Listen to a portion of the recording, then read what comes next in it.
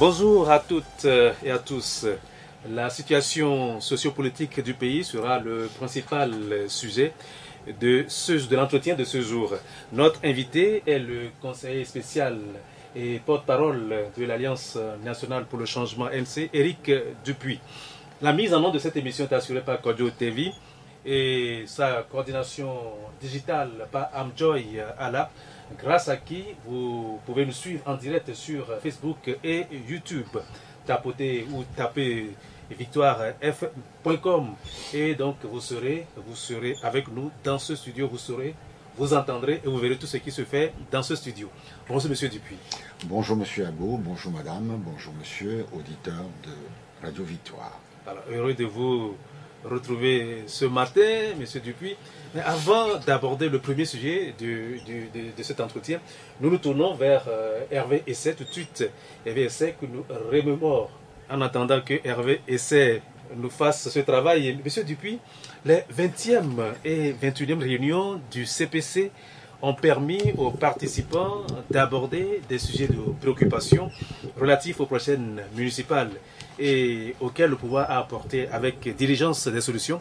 Avant de revenir sur les mesures prises, dites-moi, ne trouvez-vous pas finalement que le CPC, le cadre permanent de concertation, sert à quelque chose et surtout, ne regrettez-vous pas d'avoir décidé de quitter cette table de discussion? Nous ne regrettons nullement et nous n'avons aucune intention d'y retourner. Parce que c'est un jeu qui se passe là-bas. Quand vous, opposition, faites une proposition, on prend cela par-dessous la jambe. Nous avons été au CPC pendant longtemps au début. Et si nous avons choisi de nous retirer, c'est parce que nous estimons que c'est une réunion qui est dirigée exclusivement par le RPT Unir et ses amis. Voilà. Aujourd'hui, le président du CPC, c'est qui? Sinon, un membre de l'opposition. Laissez-moi terminer. Un membre du Sénat, nommé par le chef de l'État. Je m'arrête là. Alors, parmi les mesures et réponses annoncées, il y a l'instruction donnée par le ministre de l'Administration territoriale de faciliter l'obtention du certificat de résidence. Le montant du cautionnement exigé pour le scrutin a été revu à la baisse, une réduction de 50%. Arrêtons-nous pour l'instant à ces mesures. Alors, comment les avez-vous accueillies? Si vous enlevez les mesures là de l'organisation même de ce scrutin, c'est un peu fausser le débat. Vous savez que le 28 avril, il y a eu un décret qui fixait les dates de l'élection municipale au 10 juillet. Puis le 7 mai, il y a eu l'appel aux candidatures par la CENI, du 20 au 29 mai. Et les pièces demandées. Parmi les pièces, duplicata du certificat de nationalité, attestation de résidence délivrée par la mairie, copie certifiée conforme de l'acte de naissance ou toute autre pièce en tenant lieu. Nous avons écrit le 9 mai à la CENI pour leur dire que ce n'était pas possible de demander aux citoyens de fournir le certificat de nationalité, le nouveau certificat de nationalité, puisque le traitement est très long pour obtenir le nouveau format. Nous avons écrit immédiatement. Et nous avons également souligné que le montant de 50 000 demandés aux candidats était prohibitif. Dans un pays où le salaire minimum est 52 500 francs. Donc nous n'avons pas attendu le CPC pour réagir. Je veux croire qu'ils ont tenu compte des propositions du CPC, mais je voudrais que vous sachiez, que les populations togolaises sachent qu'il n'y a pas que le CPC, des partis politiques de l'opposition, d'autres partis politiques de l'opposition, dont l'ANC, ont immédiatement réagi en disant que c'était totalement inadmissible. Alors la question que je vous pose, c'est est-ce que finalement vous êtes satisfait que ces mesures-là, que je viens d'annoncer, notamment faciliter l'obtention du certificat de résidence et puis le cautionnement qui a été même le cautionnement à 25 000 francs est prohibitif dans un pays où les gens ont des difficultés à vivre. Vous savez, en 2019, l'ANC a présenté des candidats sur toute l'étendue du territoire national, mais l'ANC a subventionné près de 70% des candidatures, des listes. Et faites le calcul, vous allez voir ce que ça peut coûter à un parti politique de subventionner toutes les listes, les 117 listes sur le territoire national. Mais tout ça s'inscrit dans une analyse globale. Le scrutin tel qu'il est en train d'être préparé, je peux d'ores et déjà vous dire que c'est un cafouillage total, une ignominie. On a déjà connu l'exemple en 2024 avec des reports sur reports de la date des élections, mais cette année, c'est le summum. Le summum. On va tout à l'heure revenir sur... On va détailler jour par jour les lettres, les modifications qu'on a connues. Vous allez voir que tout a été fait pour dégoûter les populations de leur participation aux prochaines élections. On va revenir sur cet aspect tout à l'heure. Alors, le gouvernement a aussi apporté une réponse au souhait de l'opposition qui demandait que le décret portant augmentation du nombre des conseils municipaux soit rapporté ou à défaut que son application soit suspendue. Le pouvoir a aussi donné sa situation sur tous les tableaux, notamment, comment dirais-je, le décret donc a été rapporté et la date de dépôt de clôture des dossiers de candidature a été aussi repoussée et en plus de tout cela, la date de scrutin même a été repoussée. Qu'est-ce que vous dites de tout cela? À chaque fois nous avons écrit, pour ce qui concerne l'augmentation du nombre de conseillers municipaux, c'était une horreur. Je vais vous citer juste un exemple. Notre liste des lacs, ils sont allés déposer leur dossier à Anéhor. Et la CENI leur a dit, on ne peut pas enregistrer votre dossier parce que les machines ne sont pas programmées pour accepter, pour supporter autant de candidatures. Voilà. Et que pour l'instant, ils vont garder les dossiers en attendant que la CENI se prononce pour prendre en charge les dossiers. Voilà encore un exemple de cafouillage. On a l'impression que cette CENI n'a jamais organisé d'élections. Or, elle organise les élections depuis 2022. Elle organise des élections depuis 2022. Mais cette année, on a l'impression qu'il n'y a personne à la CENI capable de faire un travail correct.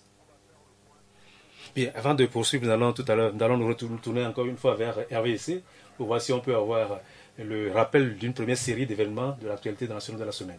Le processus de renouvellement de la Commission électorale nationale indépendante CENI a été lancé lundi dernier avec l'ouverture par l'Assemblée nationale de la période de dépôt des candidatures qui court jusqu'au 13 juin prochain. Les candidats sont invités à déposer leur dossier de candidature au bureau du président de l'Assemblée nationale. Ce processus porte sur 5 membres dont 3 seront issus de l'opposition extra-parlementaire et 2 de la société civile. Toujours dans la perspective des prochaines municipales, le laboratoire d'hydrologie appliquée de l'Université de Lomé a présenté mercredi les résultats des analyses attestant de l'indélibilité du produit, une étape cruciale pour garantir la transparence et la fiabilité du processus électoral. Dr Tomkoani Kodom, enseignant-chercheur au laboratoire d'hydrologie appliquée et environnement de l'Université de Lomé. Après livraison du grand stock de l'encre initialement testé et dans le but d'en vérifier la conformité, nous avions été une fois encore sollicités. Conformément à la méthodologie, nous avons procédé d'abord à un échantillonnage sur site, puis nous avions poursuivi suite de l'étude en laboratoire. Donc les méthodes standards y ont été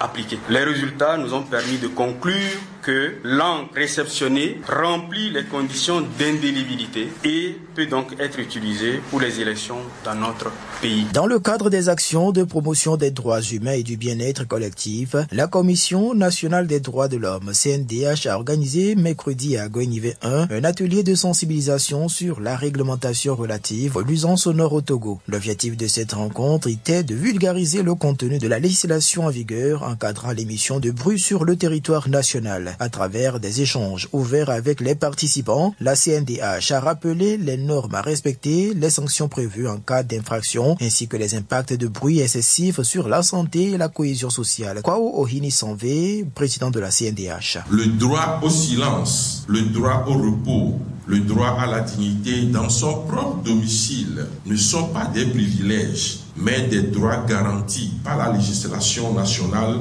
et tous les instruments internationaux que le Togo a régulièrement ratifiés. La lutte contre les nuisances sonores, elle exige une discipline collective, mais aussi une application rigoureuse des tests réglementaires en vigueur.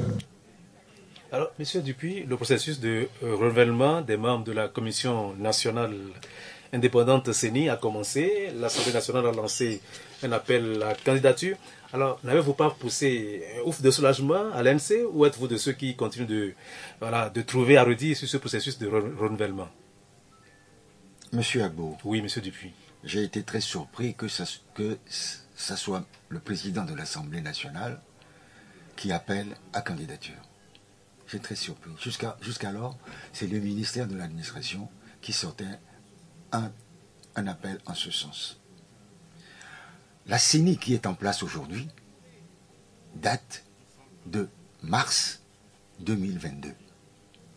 Or, les textes sont clairs. Les membres de la CENI sont élus pour un mandat d'1 an renouvelable. Nous sommes aujourd'hui en 2025. Ça fait 3 ans que le mandat de ces députés est arrivé à terme depuis 2023. Ça fait 2 ans. Or, sans rien faire, ce sont les mêmes qui ont organisé les législatives et les régionales de 2024. Ce sont elles qui ont organisé les élections en cours, parce que même en modifiant aujourd'hui, le travail est déjà fait. Les autres viendront tout simplement pour assister à la fin du processus. Nous disons que c'est inadmissible. Que dit et le président de l'Assemblée vise l'ordonnance numéro 3 du 5 novembre 2024. Que dit cette ordonnance dans son article 12? Je l'ai là. La CENI est composée de 17 membres et non de 5. 7 membres représentant la majorité parlementaire, élus par l'Assemblée nationale sur une liste de 14 candidats, au moins représentés par le président du groupe parlementaire de la majorité. 7 membres représentant l'opposition répartis comme suit. 4 membres représentant l'opposition parlementaire, élus à l'Assemblée nationale sur une liste de 8 candidats au moins, présentés par les présidents des groupes parlementaires de l'opposition ou à défaut par les partis politiques de l'opposition représentés à l'Assemblée nationale. 3 membres élus par l'Assemblée nationale représentant l'opposition extra-parlementaire sur une liste de 6 au moins présentés par les partis politiques de l'opposition extra-parlementaire.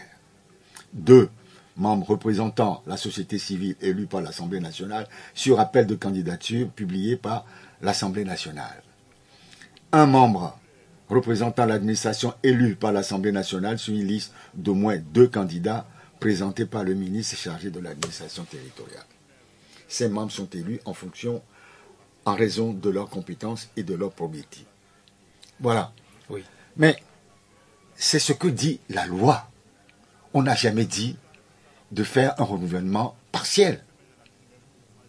Ils ont tous été élus le même jour, ils ont prêté serment le même jour, ils doivent être tous renouvelés. Quel est le problème qui se pose aujourd'hui au gouvernement togolais? C'est que la configuration des parlementaires a changé. Oui, le nombre de parlementaires a augmenté. Bien entendu, la majorité parlementaire reste identique, mais l'opposition est représentée par 5 personnes à l'Assemblée nationale. 5 partis politiques. Et que dit la Constitution? La Constitution, la nouvelle, Oui. dit dans son article 8 que le Parlement se compose de l'Assemblée nationale et du Sénat. Ici, on nous parle de parlementaires, majorité parlementaire. Ça voudrait dire que pour constituer désormais la CENI, il faut la majorité des deux parlements. Les deux chambres.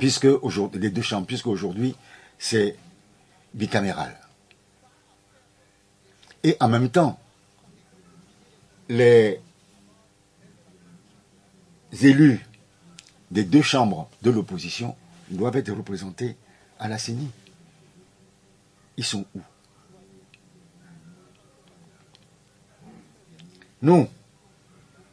Nous continuons à travailler dans l'ancien système, puisque dans les élections passées, attention, je dis bien, je précise bien, l'ANC ne demande rien. Ne demande rien. Pour l'instant, nous travaillons dans l'esprit de ce qui s'est passé en 2024. Nous étions extra-parlementaires. Aujourd'hui, nous ne sommes plus extra-parlementaires, puisqu'il y a eu un élu à l'ANC. La même chose pour les FDR. Mais le fait d'avoir refusé de siéger ne change rien. Mais lisez la loi. Lisez les lois. Parce que les lois ne sont pas faites pour être ignorées. Les lois sont là. On ne peut pas dire aujourd'hui que ils ne sont plus parlementaires. Vous ne pouvez pas le dire, puisqu'ils n'ont jamais démissionné. Ils n'ont jamais démissionné. Il faut qu'ils aient démissionné et constaté par la Cour constitutionnelle que les autres personnes sur la liste soient saisies par la Cour constitutionnelle pour leur suppléant, et c'est suite à ça que la Cour constitutionnelle organise des élections partielles. C'est ça le texte de loi. Je suis en train de le chercher, c'est l'article... Mais il faut se référer à la loi. Oui, monsieur Dupuis. Oui. Alors, pour être clair, alors, quelle est la proposition de l'ANC aujourd'hui? La proposition de la nouvelle CENI, afin qu'elle soit... L'ANC n'a pas de proposition à faire. L'ANC demande à ce que la loi soit respectée. Je vous parlais tout à l'heure de l'ordonnance numéro 2/2024, de 5 novembre 2024. L'article 36 dit: en cas de démission, de décès, d'empêchement définitif dûment constaté par la Cour constitutionnelle ou d'acceptation d'une fonction déclarée incompatible avec la fonction de député, sur saisine du président de l'Assemblée nationale, le siège vacant est occupé selon l'ordre de présentation sur la liste. Et l'article 39 dit: lorsque les suppléants sur la liste ne sont pas en mesure de remplacer le titulaire pour cause de décès, de renonciation individuelle ou collective, de démission, d'incapacité définitive, d'incompatibilité et autres, il est procédé à l'élection d'un nouveau député et de son suppléant pour le compte de la circonscription électorale concernée. C'est écrit. Nous n'inventons rien. Nous ne disons pas, je dis bien, je le répète, l'ANC ne réclame rien. L'ANC ne demande rien. L'ANC dit tout simplement que dans ce pays, il faut désormais apprendre à respecter la loi. Ce ne sont pas seulement les citoyens qui doivent respecter la loi, mais l'État, le gouvernement togolais, ainsi que les institutions togolaises doivent respecter la loi. Il faut que la Cour constitutionnelle fasse respecter la loi par la CENI et par l'Assemblée nationale, puisque c'est à la Cour constitutionnelle qu'appartient de veiller au bon fonctionnement des institutions conformément à notre constitution. Alors, monsieur Dupuis, est-ce que vous avez le sentiment que, voilà, le pouvoir fait traîner exprès les choses, en tout cas le renouvellement de la CENI, juste pour peut-être vous mettre devant les faits accomplis? Non, on ne peut pas nous mettre devant le fait accompli, c'est tout simplement parce que ce régime n'a jamais respecté les populations togolaises, n'a jamais respecté l'opposition togolaise. Et d'ailleurs, l'Église catholique, le prélat, les évêques ont bien appelé à cela en disant que c'est l'un de leurs souhaits qu'il faut qu'on apprenne que les autorités prennent conscience du malaise grandissant, que la voix du peuple soit entendue avec respect et prise en considération. Et dans ce pays, la voix du peuple n'est pas écoutée avec respect et la voix du peuple n'est pas prise en considération. Alors, je le regrette, c'est ça la vérité. Alors tout le monde estime que les prochaines municipales sont très importantes. À votre avis, quelle stratégie l'opposition devrait-elle adopter pour éviter encore une bérésina électorale? Mais là, vous me parlez de d'abord, de quelle opposition? Nous avons au Togo une opposition multiforme. On ne peut pas travailler avec tout le monde parce que on n'a pas la même perception de la notion même de l'opposition. Ça, je ferme la parenthèse. Maintenant, vous avez vu avec quelle rapidité, quelle vitesse on nous annonce, à quelle vitesse on nous annonce les choses. Demain, on vous dit, paf, vous avez 10 jours pour vous organiser pour aller aux élections. On vous dit, le 28 avril, on vous dit, ah, voilà, vous devez être prêt pour du 20 au 29. On est le 28 avril. Quand est-ce que vous voulez que les partis politiques de l'opposition se concertent pour organiser quelque chose ensemble? On n'a pas le temps matériel pour le faire. Et puis immédiatement le lendemain, on vous dit, voilà. Est-ce que vous avez besoin d'attendre qu'on fixe des dates avant de vous entendre? Est-ce que vous ne pouvez pas dévancer les événements? Là, votre question m'amène à vous dire, Monsieur Agbo, je suis désolé, que vous ne savez pas comment ça se passe sur le terrain. Moi, je gère 130 fédérations sur toute l'étendue du territoire national. Les 130 fédérations, chaque fédération a l'ambition d'envoyer des listes. Oui.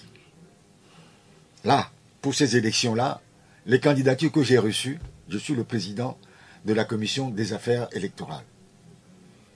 1200 et quelques candidatures que j'ai reçues au niveau national. Et vous avez le temps d'aller voir comment vous allez faire. Chez nous, nous n'avons pas eu le temps. Nous en avons discuté avec les FDR, mais nous n'avons pas eu le temps de le mettre parce qu'il faut mettre cela en place sur toute l'étendue du territoire. Si vous dites, voilà, il faut faire ça, ça, et que sur le terrain, les choses se passent mal, parce qu'il n'y a pas de jonction entre les FDR et l'ANC, vous avez le temps matériel d'aller régler le problème sur le terrain, je dis non. Alors, tout à l'heure, donc, les discussions ont eu lieu, parfois les discussions ont eu lieu, et les FDR et l'ANC ont donné libre cours aux fédérations pour que, dans des cas spécifiques, on puisse présenter des listes communes. Il y a eu peut-être 1 ou 2 cas, c'est tout, malheureusement. Parce que nos militants n'ont pas eu le temps de se mettre en rapport avec les FDR. Mais nous disons, nous avons donné l'ordre, nous avons demandé à nos fédérations de travailler main dans la main avec les FDR sur toute l'étendue du territoire national. Et dans les bureaux de vote, nous allons travailler ensemble. Il n'y a pas que les RDR qui... Les FDR. Les FDR de mettre à Pévon. Voilà.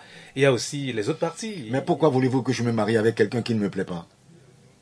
Votre femme, vous l'avez choisie vous-même. Tout à l'heure, vous avez fermé une parenthèse. Voilà, tout à l'heure, vous l'avez ouverte vous-même. Alors, la question de l'union de l'opposition continue de faire débat au sein de ces partis. Un instant, la question de l'union de l'opposition continue de faire débat au sein de ses partisans et sympathisants. Et l'ANC, justement, est parfois accusée de ne pas toujours faciliter les choses. Alors, quelle est votre réponse à ces accusations et jusqu'où êtes-vous prêt à aller pour réaliser cette union? Je ne sais pas de quoi vous parlez. Si vous avez suivi l'actualité politique depuis l'année dernière, l'ANC, la FDR, la société civile ont créé une plateforme de discussion et de travail. Et la base que nous nous sommes donnée, c'est l'honnêteté, la sincérité et la solidarité. Parce que chaque fois qu'on a fait de l'union dans ce pays, ces 3 éléments nous ont manqué. La sincérité, la transparence et le respect de l'autre. Ça nous a manqué. Et avant de créer cette plateforme, nous avons invité plusieurs partis politiques. parmi lesquels ceux qui nous critiquent aujourd'hui et ceux qui disent que Jean-Pierre Fabre n'est plus capable de diriger l'opposition. Enfin, Jean-Pierre Fabre n'a jamais dirigé l'opposition. Ne doit pas être leader, doit s'écarter. Ceux qui ont dit ça étaient à la table de discussion et sont partis parce que ils étaient en train de créer aussi leur regroupement. Vous voulez faire quoi? Vous voulez aller les supplier pour qu'ils reviennent quand ils vous disent non, vous ne nous intéressez pas? Posez-leur la question. On vous dit venez, on va travailler, mais voilà la base sur laquelle nous voulons travailler. La sincérité, la solidarité entre nous. Mais si ça ne vous convient pas, vous dites non. Si ça vous convient, on travaille ensemble. Moi, là où je suis aujourd'hui, je ne peux pas travailler avec quelqu'un en qui je n'ai pas confiance. Parce que c'est suicidaire. Les gens vous disent aujourd'hui c'est blanc. Demain, ils vous disent ah non, c'est noir. Parce qu'on leur a fait des propositions par ailleurs. Il faut assainir le débat politique au Togo. J'ai dit, et je le répète au nom de l'ANC, que chacun apporte la pierre à la Constitution. On n'a pas besoin d'être ensemble pour bâtir ce pays. Quand vous construisez un immeuble, vous faites appel à plusieurs corps de métier, non? Oui. Il y a les maçons, il y a les ferronniers, il y a les tôliers, il y a l'électricien, il y a beaucoup de corps de métier qui interviennent pour bâtir l'immeuble. Donc, quel que soit le moyen que vous prenez, faites-le. L'essentiel, c'est qu'on ait le changement dans ce pays. Si quelqu'un a la solution miracle à me proposer demain, je dirai bravo. Voilà. Et pourquoi à chaque fois, c'est l'union de l'opposition? Quand on dit ça, c'est le RPT uni qui surfe là-dessus, qui est content qu'on nous parle régulièrement de l'union de l'opposition. Vous avez vu ça dans quel pays au monde? Ça n'existe nulle part. En France, il y avait eu à un moment donné l'union de la gauche avec François Mitterrand et Georges Marchais. Ça a volé en éclats très très vite. Et oui. Et pourquoi ça a volé? C'est parce que c'est passé la guerre des égaux? Non, c'est une question de ligne politique. Vous n'allez pas jamais s'entendre sur le minimum parce que c'est arrivé dans certains pays où les gens se sont rassemblés pour désigner un candidat unique. Quand vous dites, ça a même été fait au Togo. Ici, quand vous dites le minimum et qu'on vous propose le minimum, vous ne voulez pas le minimum que nous proposons. C'est quoi? La sincérité et la solidarité. Quand vous savez, vous, M. Agbo, que M. Jean-Pierre Fabre n'a pas reçu 30 millions, que c'est vous-même qui avez reçu les 30 millions et donné à l'un des vôtres, et que on accuse M.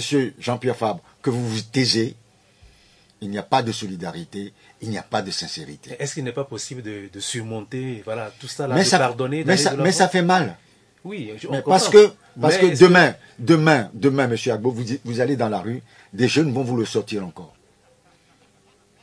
Oui.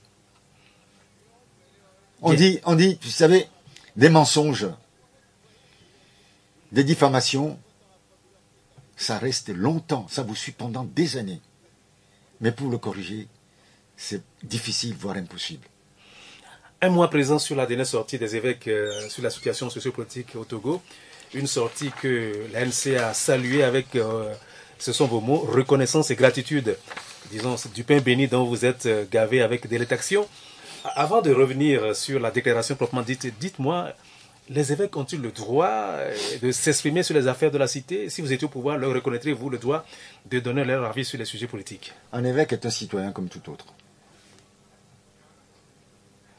Un citoyen comme tout autre. Pourquoi on interdirait aux évêques, aux prêtres, de dire ce qu'ils pensent dans leur pays? Les militaires sont censés être apolitiques, ne doivent pas se mêler de politique. Aujourd'hui, regardez dans le gouvernement, regardez dans les préfectures, il y a des militaires partout qui exercent des fonctions politiques. Pourquoi on ne leur interdirait pas d'être ministre, d'être préfet aux militaires, et on interdirait aux évêques de dire ce qu'ils pensent de ce qui se passe dans leur pays. Vous savez, qui Les militaires n'ont jamais sorti un communiqué, bien... Monsieur le ministre de l'administration territoriale sort des communiqués tout le temps. Il est en tant que ministre. Il est officier, non? Mais il sert. Est-ce qu'il a démissionné de l'armée? Non. À un moment donné, il y avait un ministre de la sécurité ici, qui était colonel et qui a été promu général pendant qu'il était ministre. Donc il n'a pas quitté l'armée. Pourquoi voulez-vous 2 poids 2 mesures? Je reviens sur les évêques. Les évêques, les curés, sont ceux qui sont les mieux placés pour écouter le peuple. Et pourquoi? Parce que il y a des millions de Togolais qui les rencontrent tous les jours, qui se confessent, qui vont leur dire leurs soucis, leurs préoccupations. C'est tous les jours que ça se passe. Tous les jours. Quelqu'un qui est en peine, quelqu'un qui a des difficultés, qui est chrétien, va voir son confesseur, va voir son prêtre, va voir son ami évêque, pour lui dire les difficultés qu'il rencontre dans la vie. Monsieur Fogna-Sibé ne peut pas dire que des gens viennent le rencontrer autant qu'il rencontre le curé de la paroisse ou les évêques.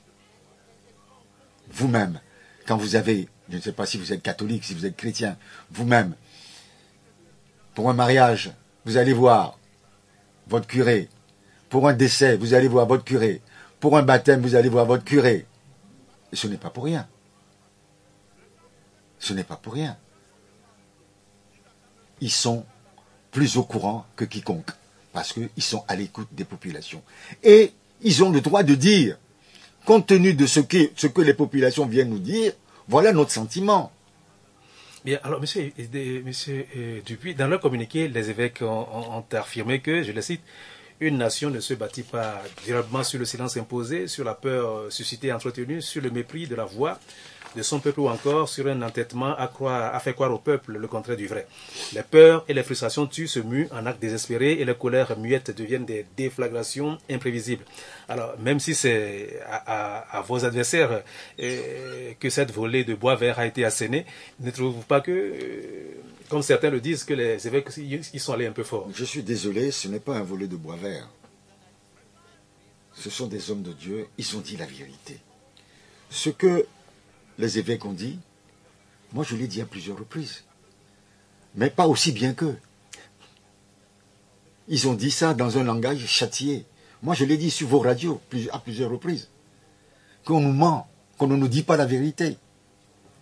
On cherche à nous faire prendre des lanternes pour des vessies pour des lanternes plutôt, à chaque fois. Ce qui s'est passé la dernière fois en 2024, la modification de la Constitution. Nous l'avons signalé depuis le mois de mars. Nous avons fait une conférence de presse. Nous avons dit que c'est une violation de la Constitution, un non-respect des populations. Nous avons dit que dans ce pays, on ne respecte pas les populations. On nous impose le silence. On nous interdit de manifester. Oui, nous l'avons dit. Est-ce que c'est différent de ce que les prélats ont dit? Je dis non. Et quand ils disent on suscite la peur, oui, pas plus tard que hier, on a vu ce qui s'est passé à Lomé. J'aurais voulu que ça se passe autrement, mais ceux qui ont osé, je m'en félicite. Je m'en félicite. Mais la peur, ici c'est la peur de parler, la peur de dire ce que l'on pense. Vous, sur Radio Victoire, je peux m'exprimer librement, mais sur certaines radios, dès que vous commencez, même certains me disent « Ah, ne dites pas RPT Unir parce que, attendez, mais je suis un citoyen libre de dire ce que j'ai envie de dire. j'assume mes responsabilités en tant que responsable politique. Et quand je parle, je ne parle pas au nom de Éric Dupuy, je parle au nom d'un parti politique, l'ANC. Voilà. Donc, certains journalistes ont peur. Oui, des citoyens ont peur. Qu'est-ce qu'ils ont dit qui n'est pas vrai? Le mépris de la voix du peuple. Oui. S'il n'y avait pas le mépris de la voix du peuple, quand on dit ça suffit, changer de façon de gouverner, vous l'auriez fait. Vous savez, monsieur, ce régime qui est là depuis 60 années a sacrifié 2 générations de Togolaises et de Togolais. 2 générations. Sacrifiées au profit de ce que eux-mêmes ils appellent une minorité qui accapare les richesses de ce pays. C'est la vérité. Allez dans les universités, allez dans les écoles. Il n'y a pas leurs enfants. Il n'y a pas leurs enfants. Et quand ils viennent, diplômés ou pas, ils ont des postes de premier choix. Et ça fait 60 ans que cela dure. Et vous ne voyez pas que c'est normal que les jeunes crient leur ras-le-bol? Je suis un père de famille, je suis un grand-père. J'entends ce ras-le-bol-là. Alors, dites-moi justement, je profite de cette occasion pour vous poser cette question.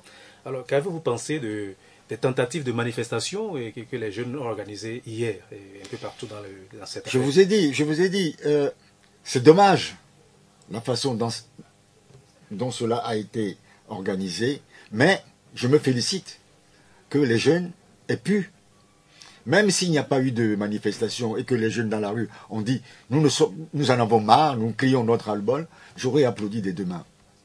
Mais les partis politiques n'ont pas été associés, à leur demande d'ailleurs, à leur demande, n'ont pas été associés, donc parce qu'ils ont peur que leur manifestation soit phagocytée par les partis politiques. Ça, c'est un autre débat. Et je ne veux pas rentrer dans ce débat ici aujourd'hui. Est-ce qu'ils n'ont pas raison? C'est vous qui posez la question. Et je me dis, je vais vous poser une autre question. Si ce qui s'est passé hier avait été soutenu par certains partis politiques, est-ce que le déroulement n'aurait pas été plus réussi? C'est une question. Je n'affirme rien. Quand vous dites ils n'ont pas raison, est-ce que dans les partis politiques, il n'y a que des vieillards comme moi? Non. Il y a beaucoup de jeunes. La jeunesse se trouve dans les partis politiques. Nous avons une section jeunesse à l'ANC. Ces jeunes-là ne sont pas des Togolais? Ils ne sont pas des jeunes? Si vous leur dites de faire ceci, et qu'ils savent très bien que le parti n'est pas derrière eux, ils n'iront pas. Ces jeunes-là, vous les oubliez. Ils sont des milliers au Togo. Ils ont fait preuve déjà de leur capacité dans ce pays. Il y en a qui ont laissé leur vie. Il y en a qui sont blessés à vie, qui sont grièvement blessés, aveugles. Mais on a eu le sentiment hier qu'il y avait relativement un peu plus de jeunes dans les rues que lors de vos dernières manifestations, les dernières manifestations de l'opposition. Lesquelles? Et à Kassimé, par exemple, ce que vous aviez organisé. Ce n'était pas une manifestation, c'était un meeting. Vous saurez que dans les meetings, les jeunes n'y sont pas beaucoup. Or, quand il y a des marches et autres, les jeunes sont là. Parce que dans les meetings, ce sont des réunions d'information. Ce sont des réunions d'information. Or, les jeunes veulent de l'activité. C'est tout.